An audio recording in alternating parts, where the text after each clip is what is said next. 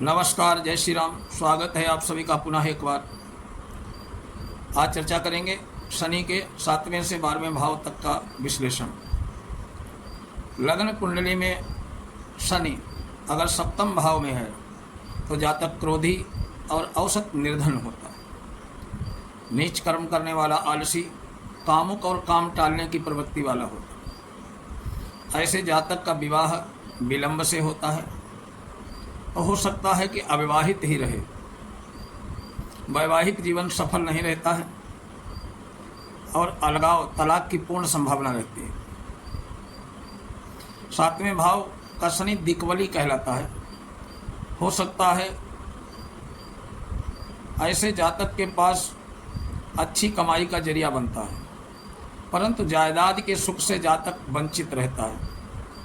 प्रायः उसके पास अपने नाम से जायदाद, मकान नहीं होते हैं। लाल किताब के अनुसार ऐसा जातक अगर पराई औरतों के चक्कर में पड़े तो उसकी संतान के लिए अशुभ रहता है। इसलिए सावधान रहना चाहिए, क्योंकि 7वां शनि ऐसे कामों के लिए प्रेरित करता है। लाल किताब के अनुसार सप्तम भाव में शनि हो तो विवाह देर से होता है, अपने से बड़ी उम्र की पत्नी मिलती है अथवा विजातीय विवाह होता है। स्त्री जातकों में 7वां शनि बूढ़े पति या विधुर से विवाह कराता है। पति यद्यपि प्रेम करता है परंतु वैधव्य भोगना पड़ता है। जल राशि या अग्नि राशि में शनि हो तो जीवन साथी सुहृद होता है। पति पत्नी में वैमनस्य या वाक युद्ध तो होता है किंतु मेल हो जाता है। जल राशि का शनि हो तो गृहस्थ अच्छा, सुख अच्छा होता है, परंतु अर्थ का, धन का अभाव रहता है। खर्चे मुश्किल से पूरे होते हैं। स्वराशि वृषभ या कन्या राशि का शनि द्विभार्या योग बनाता है। जातक का तलाक होकर पुनर्विवाह होता है। सामान्य नियमानुसार गुरु की दृष्टि सप्तम भाव पर हो तो तलाक की नौबत आ जाती है। अष्टम भाव में शनि हो तो जातक दीर्घायु, अस्थिर बुद्धि, मूढ़ी, कायर, धोखेबाज, झूठ बोलने वाला, गुप्तांग रोगी और विद्वान होता है। ऐसे जातक को कुष्ठ रोग भी संभव हो। बलवान शनि हो तो जातक लंबी आयु भोग कर स्वाभाविक मौत मरता है, परंतु 12वां भाव अगर खाली हो तो जीवन के आदि में अंत तक जातक को सुख नहीं मिलता। लाल किताब के अनुसार 8वें शनि का प्रभाव अनिश्चित प्रकार का होता है। कब जीवन में शुभ अवसर देने लगे, कब अशुभ, पता ही नहीं चलता। शनि जब शुभ होता है तो जातक औरों के कल्याण में अपना कल्याण समझता है। यदि जातक शराब से दूर रहे तो 8वां शनि अशुभ प्रभाव नहीं दे पाता है। शनि स्वग्रही या उच्च हो तो जातक को अपनी मृत्यु का पूर्वाभास हो जाता है। अंतिम समय में वो स्वस्थ चित्त रहता है, उसे दहेज भी अच्छा मिलता है। यदि शनि पाप प्रभाव में हो तो सरकार की ओर से दंड, विशेषकर जेल का भय रहता है। ऐसे जातक के माता पिता की मृत्यु बचपन में ही हो जाती है या पिता को भारी हानि उठानी पड़ती है। 9वें भाव में शनि, कर्क राशि का शनि संपत्ति और अधिकार दोनों ही प्राप्त कराता है। धनु राशि का शनि विवाह में अशुभ फल देता है। जातक धनोपार्जन सुचारू रूप से नहीं कर पाता है, खर्चे बढ़ जाते हैं। अब 9वें भाव में शनि हो तो जातक धार्मिक, तंत्र मंत्र विषयों में रुचि रखने वाला, भाग्यवान, विद्या व्यसनी, विचारक, न्यायप्रिय, शांत चित्त, घूमने का शौकीन होता है। भाई बहनों के लिए 9वां शनि मारक या घातक होता है। जातक के माता पिता के लिए भी शुभ नहीं होता। लाल किताब के अनुसार 9वां शनि भाग्य विधाता कहा जाता है। ऐसा जातक मरने से पूर्व 3 मकान अवश्य हो जाते हैं। तीसरे मकान से बनने के लिए उसके लिए अशुभ है। ऐसा मकान बनाने में निपुण, दूसरों की पीड़ा समझने वाला तथा सुखी होता है। एक जातक परोपकारी रहे तो शनि 9वें भाव में आजीवन सुख और शुभ फल प्रदान करता है। जातक की रुचि गुप्त विद्याओं के पठन पाठन में रहती है। जातक विद्वान, शांत, विचारक, न्यायविद होता है। धार्मिक संस्था का प्रवर्तक या विद्यालय का कुलपति भी हो सकता है। पूर्वजों की संपत्ति भी अच्छी मिलती है, जिसे जातक बढ़ाता है। 9वें भाव का शनि अग्नि और जल राशियों में प्रायः शुभ रहता है।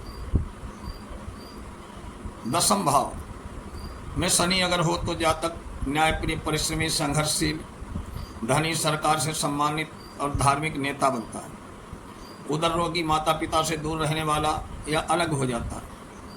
ऐसा जातक यद्यपि कर्मठ होता है किंतु देखा जाता है तरंग आने पर वो गधे की तरह काम करने में जुटता है, तरंग न आने पर मगरमच्छ की तरह पड़ा रहता है। ऐसे जातक की माता प्रायः कष्ट और दुख में रहती है, दाम्पत्य सफल नहीं रहता है, पत्नी में कलह और अनमन रहती है।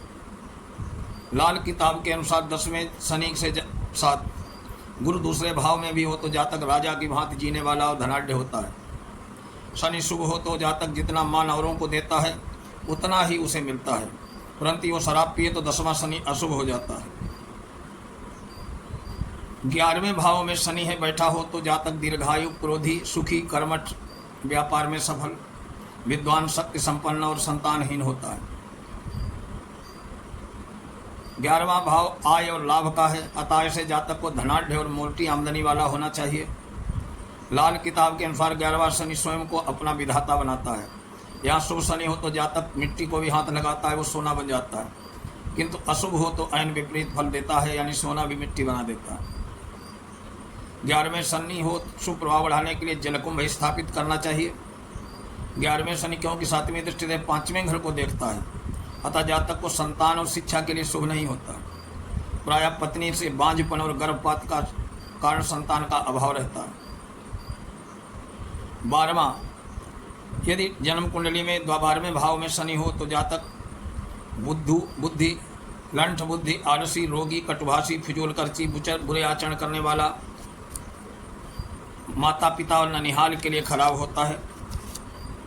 ऐसे जातक को पागलपन और जेल यात्रा का भय रहता है। नेत्र रोग संभव है।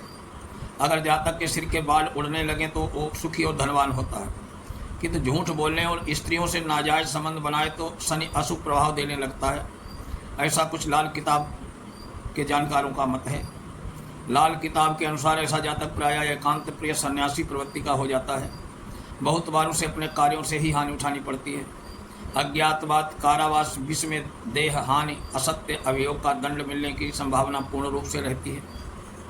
शनि पापाक्रांत और हीन बल हो तो उपरोक्त सभी संभावनाएं और तीव्र हो जाती हैं, किंतु बलवान और शुभ शनि हो तो जातक कारागृह का अधिकारी, धर्मार्थ संस्था का कार्यकर्ता, चिकित्सालय, भिक्षागृह का प्रबंधक बनकर लाभ कमाता है। गुप्त रीति से धन संचय करता है। बुध के साथ शनि अशुभ योग हो तो चित्त भ्रम या पागलपन संभव है। मंगल के अशुभ योग करे तो अपघात और आत्मघात भी संभावित है। 12वां शनि जातक को प्रायः अड़ियल रवैये वाला बनाता है। ये शनि के सभी 12वें भाव का विवेचन हो गया। अगले वीडियो में राहु के 12वें भाव का विवेचन होगा। तब तक के लिए नमस्कार।